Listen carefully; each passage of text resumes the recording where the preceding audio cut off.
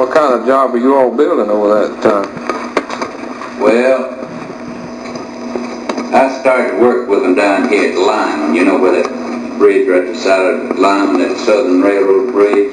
The Trussell Railroad? Yeah. It was taken out, the double tracking the Southern Railroad at that time. That was 1916. And it come through and it's double tracking the Southern. And we had taken out all the old bridges and they're putting in new double track bridges. And I started work with them down there. And the reason I started with them down there, this fella started running the store down here, and I was working for him. I got out of school and he wanted somebody to work. His brother had married and he didn't have nobody to stay in the store, and he wouldn't stay in there. So he just turned it over to me, and him and this superintendent of this Virginia Bridge and Iron Company was hunting all the time in the fall year. And they had trouble with the cutting tools. The metal in those rivets had crystallized, and no tool that they had that come from the shops up in Virginia would cut the rivets. So the company was eating him up about not getting no iron out. He had to make a report every night and give out the tonnage of iron he was getting out of there, you know. And they was giving him the dickens about it, and he couldn't do nothing about it. So they had sent a bunch of blacksmiths from the shops down here, and they tried them, and they couldn't fix the tools to cut them out. And so that kind of helped him out a little with the company, but still they was wanting the iron out because they had to get that out there and get the other bridge in because it was a penalty job. They had to get it in there at a certain time. So I heard him talking in there every afternoon in the store, and they'd come in, they'd drink a little, you know, back there in the back of the store. We'd get them a ginger ale, and we'd go back there, and they had whiskey set around in a nail keg back there, and they'd make them drink, you know, and get to feeling pretty good. He talked about that he's going to have to do something about that job down there. He said he didn't know what he's going to do, though, because he had tried everybody for tempering stuff, and couldn't nobody temper that stuff to cut out them rivets.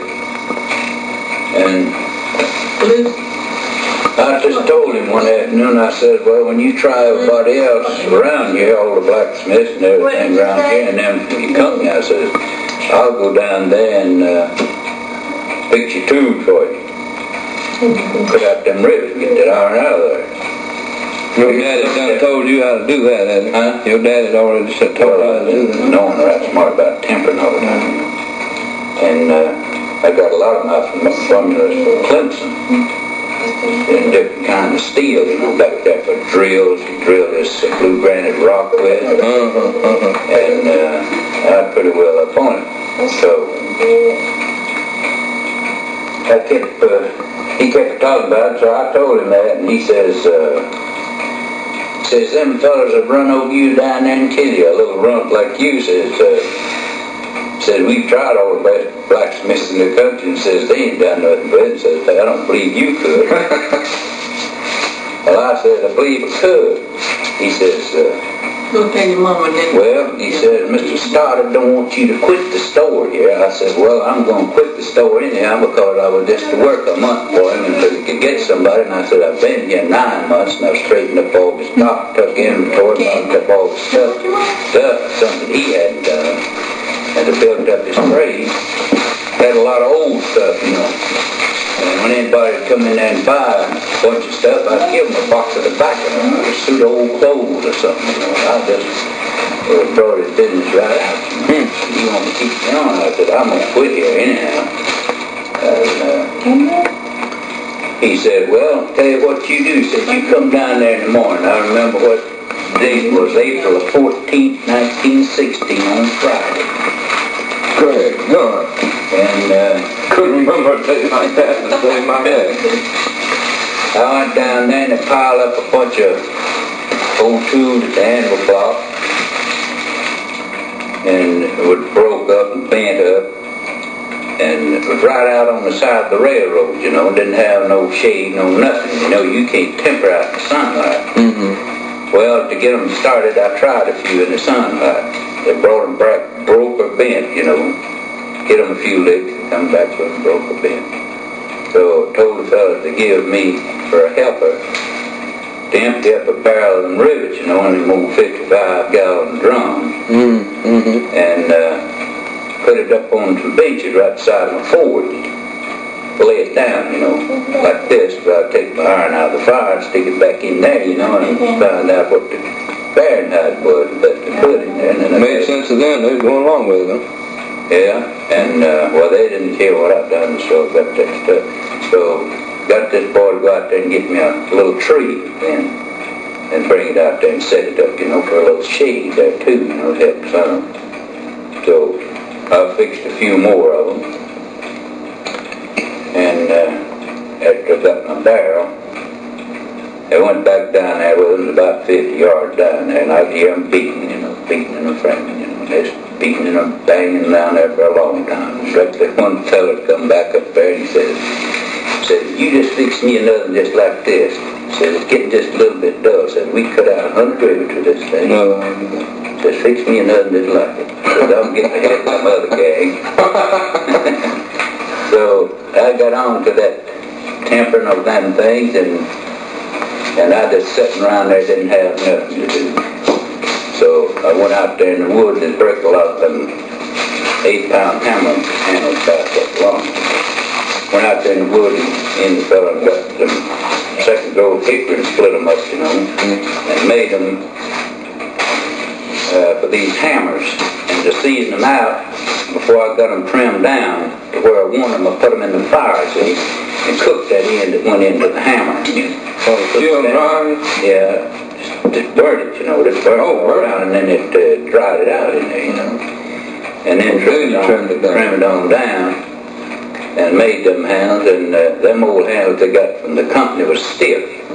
And these handles that I made was limber, you know, just had enough of sap of green in them to make them just right. And they was really cutting them out. And he told all around, said that he had tried all the blacksmiths the company had, and all the blacksmiths around here, but I don't think the old man ever tempered any steel for him. And says, they got a boy out of high school, went down there and tempered him too, so get the bridge out. Well, you learned all. Finished that one, then we come on over here to South Tiger. That was Middle Tiger. Come over here to South Tiger and took out a big bridge across there. I think there's 4,000 tons of steel in it. And railings and just the framework and all that lattice work, and it was double decked. They cut that apart with a torch and hauled it up from there, and then I started. They didn't need no cutting after we got that out, and we started building a new bridge across there. They put me to heating rivets. It's a pretty particular job, you know, when you're heating rivets. There's different lengths and different sizes, and you got 4 men working out there getting big money, and you got to keep them rivets coming, see. And after you drive, say, 3 or 4, 2.5, then in your fire you've got to run others in there and keep them going out of your fire, the right lengths and the right sizes to keep the gang running. And I worked that. We got up here, we finished that job and went up there to the roundhouse, above the roundhouse at Greenville. There's another little bridge across the Reed River up there. And we got a wire up there one morning about 9 o'clock from the company to send a riveting gang to Pensacola, Florida, Navy Yard at Fort Barrancas. And he picked me out for a heater for the gang, and I told him, I said, I'm no experienced heater. He says, well, the company says to send one down. He says, you don't want to heat rivets on this job. So, just want y'all to catch 37, that was a limited train, at 1 o'clock. So I went back to the house and got my stuff ready to come back up to the depot and coach this train on down there, and this Pensacola, Florida, about 9 miles out there by trolley. And stayed at Uncle Joe's Hotel, right down on the docks that's close to the waterhead. Want me to get it? hot, man, I'm telling you, it was hot there in the morning from 4 o'clock on up till the time we got out there. You just couldn't sleep hard. No mosquito control back then either. I guess you had a lot of that. Well, you get out there at the foot of the rapids, you get off out there and you start walking, and that sand looks like it's about 6 inches deep and it's salt. You walk a step and it looks like it's just back a half a step, you know. We went on out there and it was all, this was aeroplane hangers that's made out of skeleton stuff, you know. It wouldn't take heavy iron like we'd been used to, and these fellas that went with me down there, the other 3 fellas were old riveters. Well, we got on that light work and government inspections. They couldn't drive a tight rivet on account of the vibration in that thin iron. They couldn't fuck them up, you know. And this old man down there was named Dr. Siegel. Been with the company a long time, and we had a government inspector there. He was cutting out rivets behind these fellas was driving. And where it had a star connection like that across, maybe just have one rivet in it. When you cut out a rivet in thin iron like that, a 3/4 rivet in thin iron, it's going to lob that hole out by the time you cut it off. Well, they'd drive back in there and they'd be loose, you know. So he cut out, I don't know how many of them, so this old superintendent, the government inspector got kicking on their riveting. So he called them down. They come down and he told them to go to office and get the money. Well, I come down too, going with him. I'd live behind, because I was up on top and they'd on the ground. The time I got down, they was about out to the office, and he come along behind me and says, hollered, called me and said, "Hey, Ron." Well, he run to the court talking to old big buggers, kind of a bug. He was mean. He says, "Where are you going?" I said, "I'm going with my gang." I said, "You fired them, didn't you?" He said, "Yeah."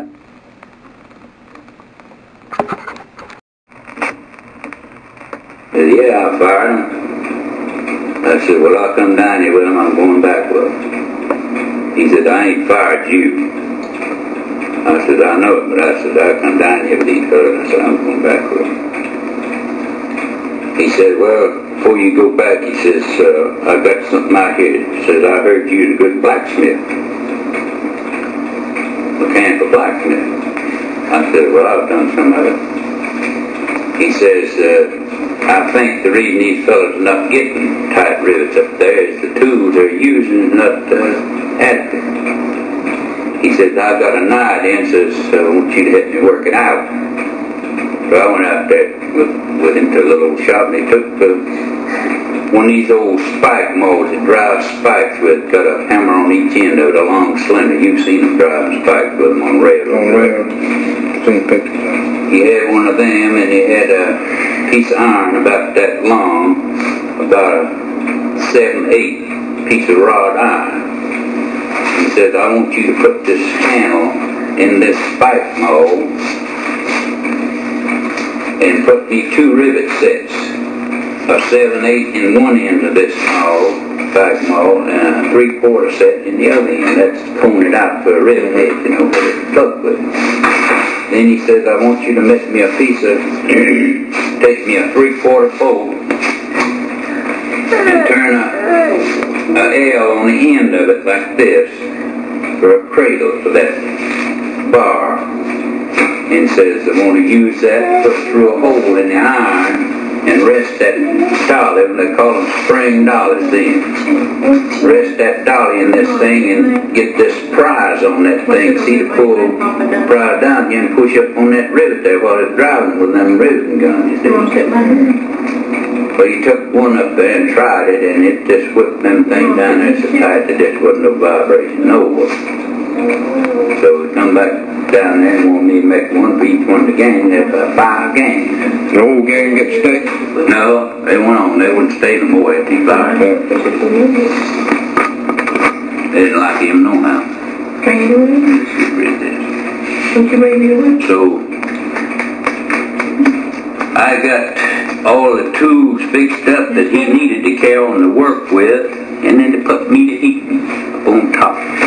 And I was having to throw rivets about 200 feet.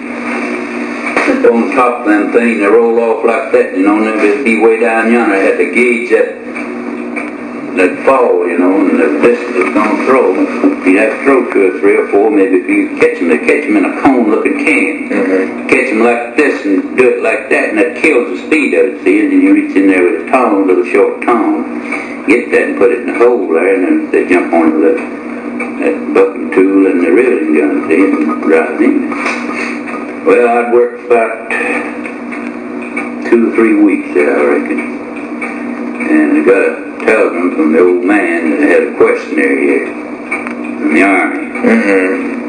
Greetings. So I was going to quit and did quit, but they told me that this was an emergency job, and we had 9 airplane hangars and 1 dirigible hangar to put up there, and he says, this stuff's got to go. He says, you don't have to go. I said, well, I'm going in.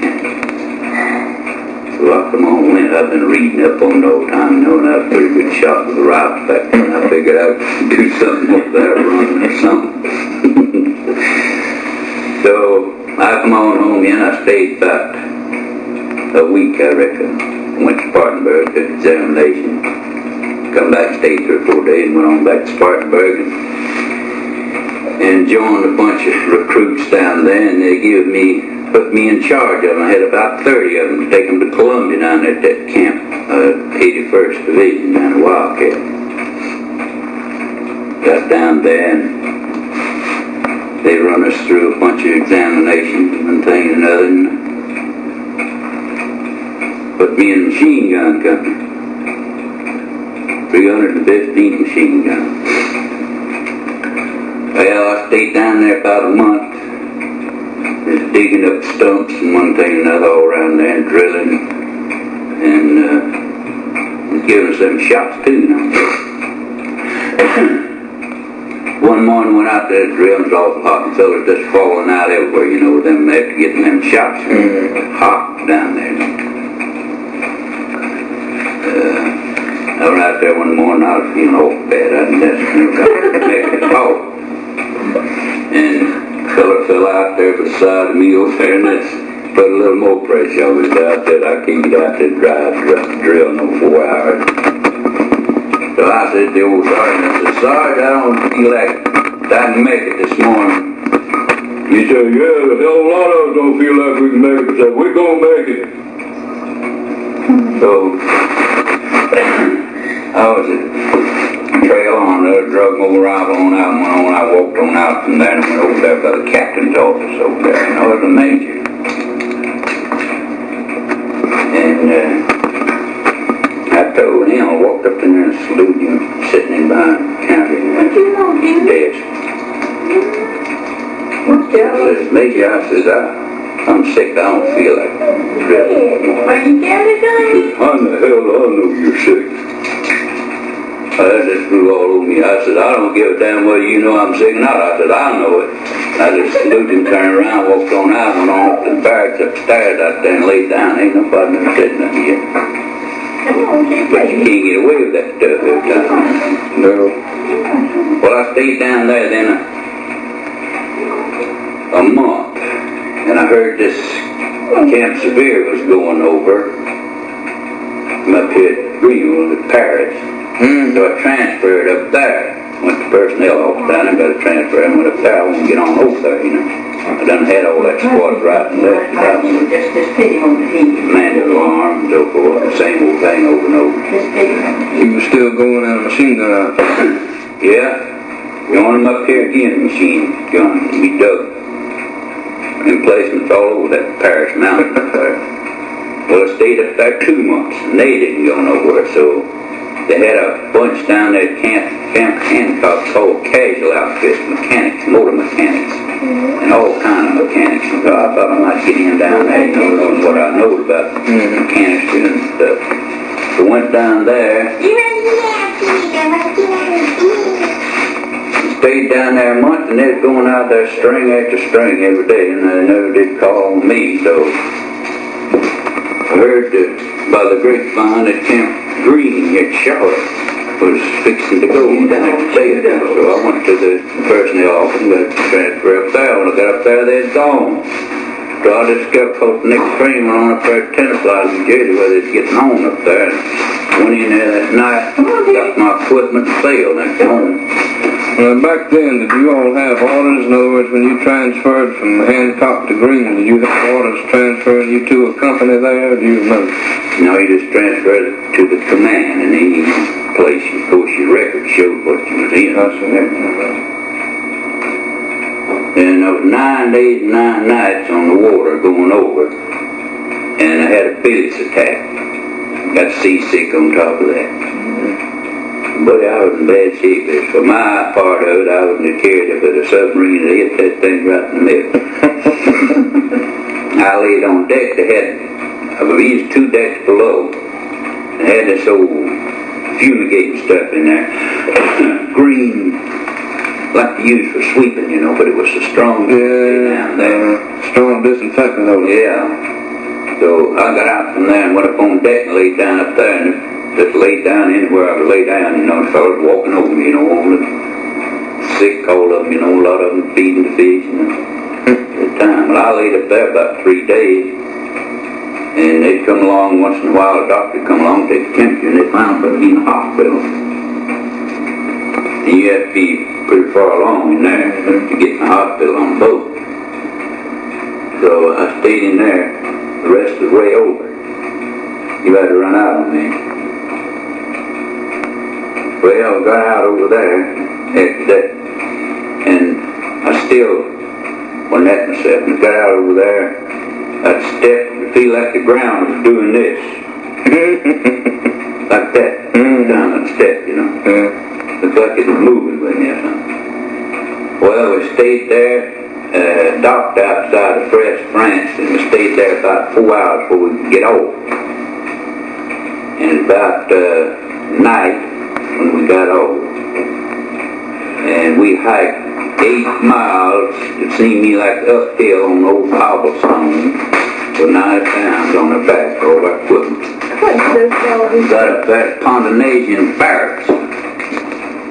Had big rock walls around, had busted up glass all sticking up on top of the walls, you know, and the walls there where they shot prisoners. See the bullet prints in the wall where they jerked out some of the stuff, you know, all along there, just about up, right along here, all along there. And these old barracks had wooden bunks. We went up there that 8 miles, unrolled our packs, and just got straightened out and laid down. A whistle blowed outside. We hiked them, fixed our packs back, hiked them 8 miles back down there that night. And we got on a train and rode from one of these freight trains, you know, 8 chevaux and 40 homies, that's 8 horses and 40 men. Cattle cars. And we rode them for 3 days and 3 nights. They didn't go to the front all the time. Yeah. And when we got up there, we could hear the machine guns running at night and still. That was in April. I sailed on the 28th of March. In April when we got there. In the spring, a lot of times you can hear things a long ways, you know. So, come find out that our equipment had all been sunk. Our heavy equipment had been sunk.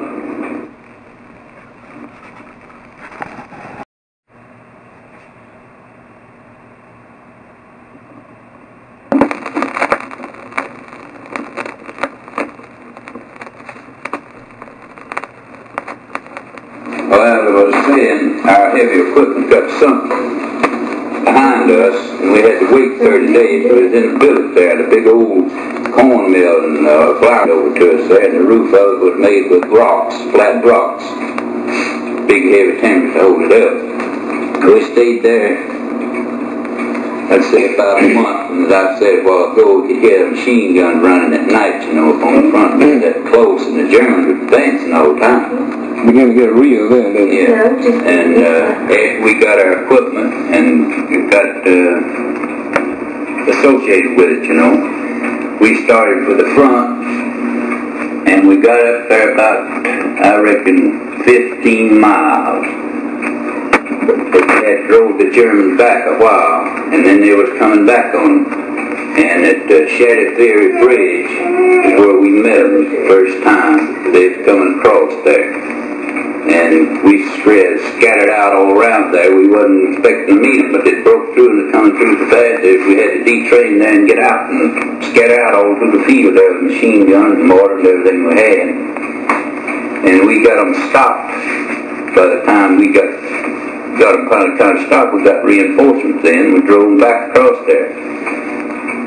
But we had to blow that bridge before they crossed it. We blew the bridge up. I got pictures of the bridge where we blew it up.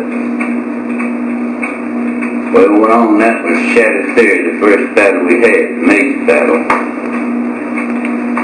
Then we went on from there to Billow Wood, and had a big battle there for about 3 days. I got it on the record. And the next battle was Ains and Marne.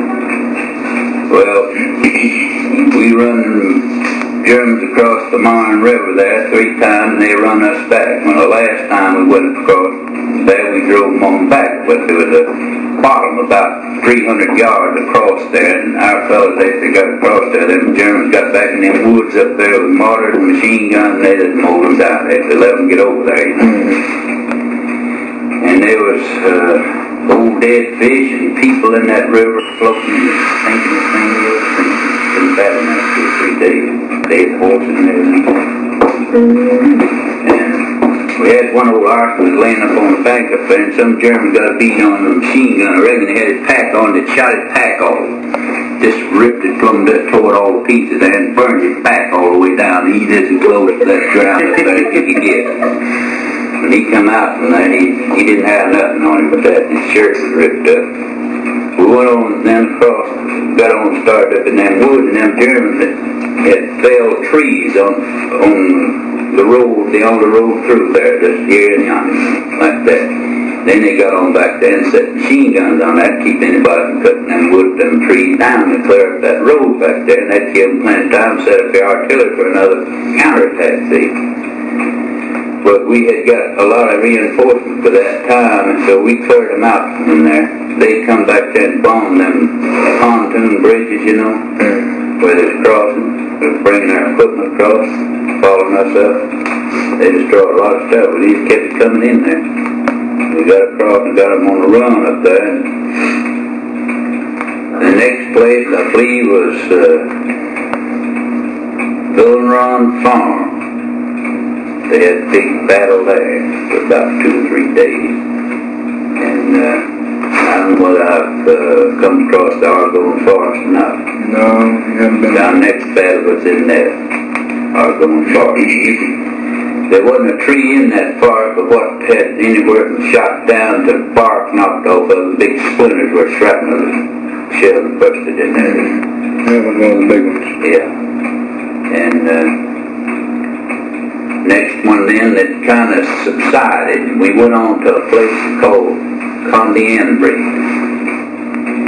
We was there about a day, I reckon, and a night. And the Germans began to shell. I was in an old blacksmith shop. Big stone building, had upstairs to it. And there's some officers upstairs. We had to sleep on the floor down in the basement. On the first floor. They were firing them shells that come over and first looked to me like about 6-inch shell, how it exploded. Shot 9 the first night. They doubled 18 next night and so on for about 3 or 4 nights. And me and a boy, Carter, from Virginia, Ralph Carter, was laying in there next to that wall on the floor. Had our blankets going under us, one on us, you know. We was laying there and them shells just barely getting over that building, you know. Directly one hit the top of it. Just caved it in, and this wall fell over and just left enough under there for us to get out. Well, it fouled up our blankets and didn't get them. this boy Carter had never woke up, and I had to wake him up and tell him what had happened. So we got out there. He must have been a tired man. Boy, man, you get to where you don't care what happened. Running from one front to another all the time. A lot of times don't get enough to eat. Did you have enough food? 3 days one time I went without anything. We're going to stay, me and him then took off and went across with everybody for the south then. We had 300 horses still on the picket line that night, and a lot of trucks and stuff tore up. They just leveled that town down after we got out of it. We went across over the hill over there where there's been an old road cut, and there's a little old tree up on the bank up there. We went up there and dug up the dugout, foxhole up there, and laid down in it. And them German planes, it looked like there's over 30 feet off the ground, you know, just buzzing along, looking, you know, listening, looking, trying to find something. You know. We'd always get it out there. We stayed there the next morning. We went back for him. You had to be back to your headquarters by daylight, you know.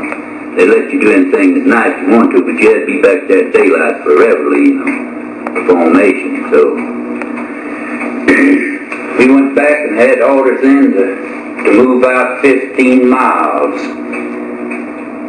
up the line, and the order said you cannot move back away from the line. You got to go parallel with it. So when you get where you're going, go into the front. So we got a breakthrough up there, and it's using us for shock troops. I belong to 3rd Division Regular Army, you know, and they used us a lot because they had a little more experience than the unit you thought, you know. We went up there, and that afternoon could see planes just as thick as they could stick back in the west, you know, in the sunset, kind of red, you know, and they're just thick as they could be dog fighting, you know, trying to get control of the air. And the next day, about 3 o'clock, they laid a barrage on a 20-mile long front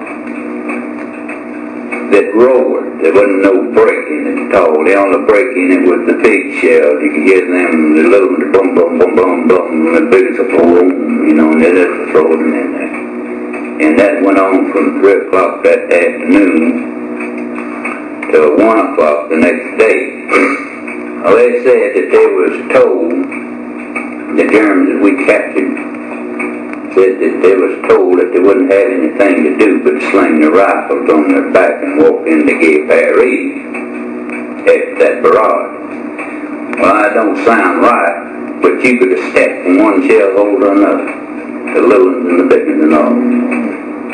You never seen such a thing. I don't see how anybody come out of there alive, but there's a lot of us, we had good trenches, you know, and a zigzag like that. If you didn't hit here, you wouldn't kill somebody over here if you hit this. Well, come out there and they had shot their wad, you might say. We got them on the run from there on. And, well, it did have another little skirmish up there at Mount Pecan. It was a hill. They number all them hills. I forgot what the number of it was. And we was up there on that hill. We had went in to this place that night, come out there next day with 3,600 prisoners. They're giving up, you know, they know it's over. And about 11 o'clock that day we got the word. So we went back.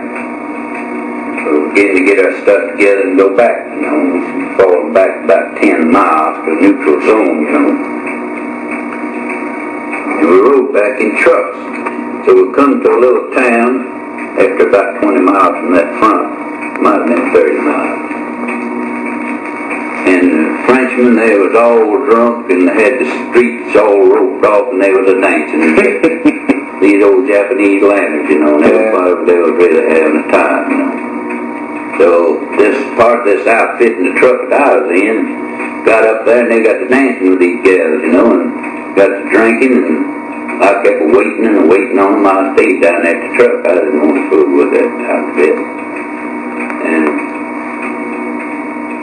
I stayed down there for about 4 hours around waiting on them to get together and let's go on. But nobody come and couldn't get them together, so I got thirsty. So I went up to the French hotel, and I noticed enough of that French to find out, how to buy a little wine. And I got a quart of the best wines he had, and went down there close to the railroad station. They had a big bunch of timber piled up there, about 30 feet high. That's a great big pile of timbers, I crawled up on top of the timbers, and the moon was shining. I opened up that quart of wine, and I drank about half of it. I was thirsty, and I sat around up there for about 30 minutes, I reckon. Nothing happened. So I turned up, and I drank about nearly the rest of it. And by the time I got that swallowed, I looked up at that moon and doing this at me. Back and forth, So I had to crawl down over that thing and went back, got in my truck. And they finally come about 4 o'clock, I reckon. Went on back, and that night I slept in a barn on some wheat straw back there in another little old town in there. I never was so sick, I don't reckon. Weak stomach and drunk all that wine and just that long range stuff, I was really loaded. But it took me about a week to get over that. We're talking about this going on that train. They wouldn't let nobody stop to get no water or nothing. They put a MP on the well or a spigot or anything where we stopped to get water for the engine, Change engine, yeah. We didn't have anything to drink. I only had a canteen for 3 days, and that's all the water we had and left. And hardtack and corn willy. There's fried potatoes and beef. Mixture, in cans, corned beef. Well, there's an old pole divided his water with me. He'd been skimming along on his, and he divided his water with me. He'd been saving on his. I don't know how he done it, but he's a nice fella, the pole. So we got to buying champagne, that run along there with baskets of bottles full of champagne, and that's, we had to have some kind of liquid, We'd buying that stuff and drinking. Well, I don't know just where the link was along the line, but we had gone, they had shelled our outfit and tore up our kitchen, the cooking utensils and everything, old rolling kitchen, and we couldn't get more, and we went 3 days. They were rushing us around to these breakthroughs. You want to see it? Yeah. And we went 3 days without anything to eat. And the only water you could get would be drink out of a shell hole somewhere where it doesn't rain. It rained over there all the time. And you'd be laying in the woods and that water running down through there coming under you all the time with nowhere to go. You just had to lay there, and it never got warm because it kept coming cold water, Come a ration train along, a bunch of trucks, and they stopped for some reason or another. And I went out there, and they had a guard on them, I went out there and I pulled up the curtains on them. They had butter in 5-gallon can, 5-pound can, And I spied one of them. I raised up that curtain of canvas and got me 5 pounds of that butter. I went on up the line and I found a place where I got me some bread that was on the truck. And by the time I got my bread, the guard halted me. And he said, "You put that stuff back in there." Because I'm on guard, I got orders from nobody to touch nothing about these trucks. Well, I said, "Buddy, my outfit ain't eat for 3 days." And I said, "You can just shoot if you want to." I said, "I got this 5 pounds of butter here and a loaf of bread." And I said, "I'm going to eat it unless you kill me." So he just turned and went on walking on back up the line, and I took off over there. Me and the other fella to eat up that stuff. And I mean, it was good too. Bread and butter. And champagne. No muddy water now. Well, we went on up in Germany then on and the guard duty up there. Stayed up there 9 months. And they filled it to dust with the people, the German people. We had ordered not to eat nothing, drink nothing they give us. We crossed the Moselle River at Remish, Sunday morning, December the 1st, 1918, I guess it was. And we went on in. The engineers had done gone on and marked up the airspace in the rooms, and where they had 3 beds, they had to give us one. So we stopped at this first place, me and this fellow, George Martin from LaPorte, Indiana. Nice fellow, we bunked together all the time. And they put us in this building. This man had a boy about 17 years old. He had 2 girls, looked like about 19 and 21. And we went in the house there and sat down. Couldn't speak no English, no nothing. They didn't know how in the devil we got over there. They wanted to know how we got over there. They'd say, shift, and they thought the submarine was sinking, all of them. You know, we finally found out what they're talking about. And we told them they thought it was English to start with, and they found out that we was Americans, and they had to eat us up. So, smelled something cooking. Back in the old lady and the old man back in the kitchen, and these kids is in there, and they're sitting around and punching at you and gouging at you, you know, and trying to talk and everything. They're the funniest people you ever seen. About the first thing one of them gals wants to do is see how strong you are. He'll throw you down and stomp you doing what? Just the way they do. I don't know why. What town it was that? Northern or middle or southern? That was at Obermanish. It was about 20 miles this side of Koblenz, and about, I reckon, 50 miles from Cologne, back this way. I don't know just what part of the ditch that was in. But it wasn't far from Bonn. That's kind of the government seat right now. I think it's about 40 miles from Bonn. Anyway,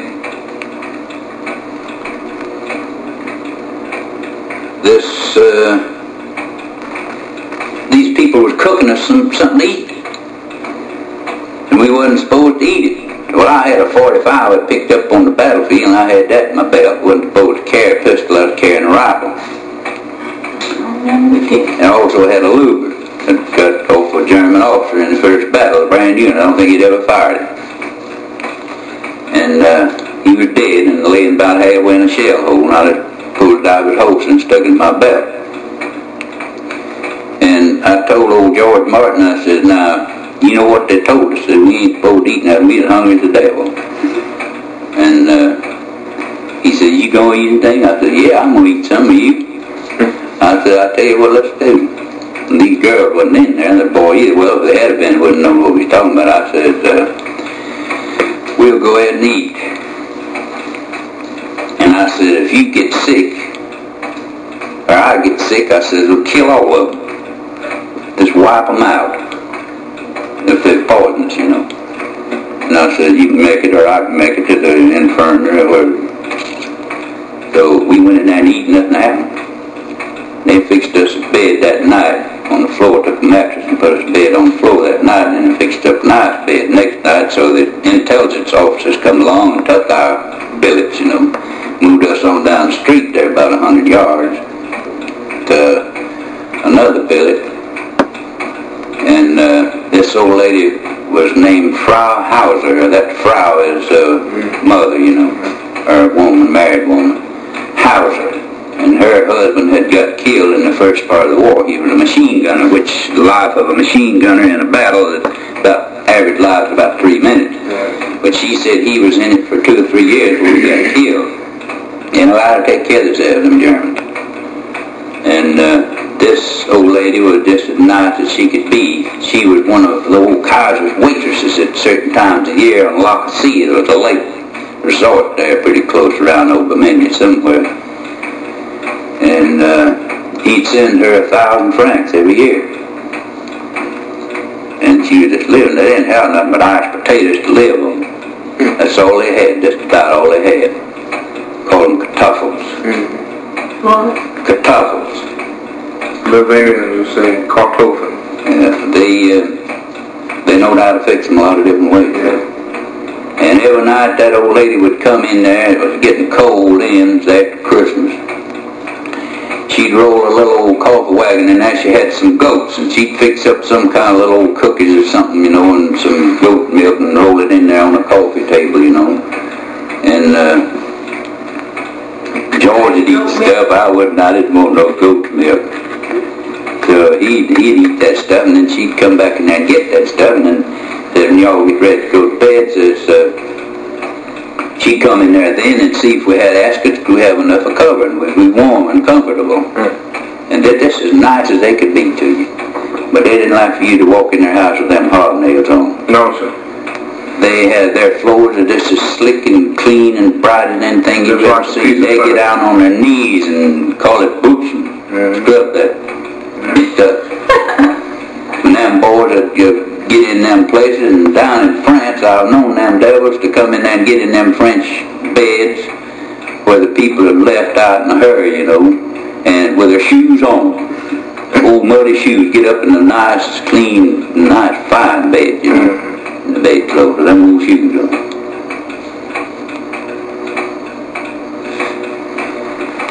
So we stayed there for a while, and they gave us leave to go back in France at Aix-les-Bains. Mount Blanc is the highest mountain in France. I know it might be the highest in Europe, I don't know. We went down there, and that was along in July, I believe. I know it was hot down in there. And there'd been a big earthquake there one time, and it pushed the mountain off there and formed a big lake, a big blue lake. And on up to the left of that, the fellas told us that that's where old Hannibal went through there with a bunch of elephants down in on the Mediterranean and whipped out somebody. I don't know who it was. They called it Hannibal's Pass. We stayed around there a week, I reckon, and we went up on this mountain on a cog railroad. When we got up there, about 6 inches of snow up there. And there's a bunch of little flowers, little white flowers that done growed up through that snow. I don't know what kind of business that is, but that's what it was.